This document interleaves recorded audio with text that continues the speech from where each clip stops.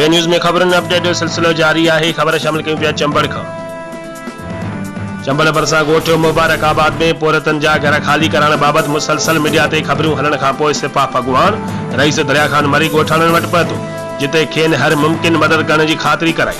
उन मौक़े ते दरिया खान मरीअ जो चवणु हो त ही ॻोठ 50 सालनि खां आबाद आहे। इन ॻोठ में बिजली जी सहूलियत ॾिनल आहे। कहिड़े कानून तहत ही पंहिंजा घर खाली करे बचा वठी वञनि। उन्हनि जो वधीक चवणो त पीपल्स पार्टी हमेशह गरीब पोरत ऐं बेपहुच माण्हुनि जी ख़िदमत कई आहे।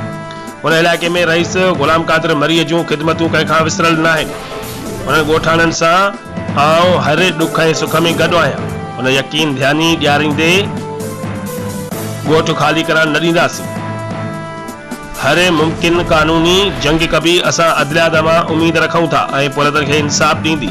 उन मौक़े ते Ala Bakhsh Kaliyar, Sanjar Chang, press club Chambar, press club Sanjar Chang सदर सागर कासिम समो, रशीद अहमद अहमदानी, मुमताज़ अली पंवर, मोलचंद मेंघवाण ऐं ॿिया पिणु मौजूद आहे। रिपोर्ट करा रशीद अहमद अहमदानी, बे न्यूज़ चंबड़।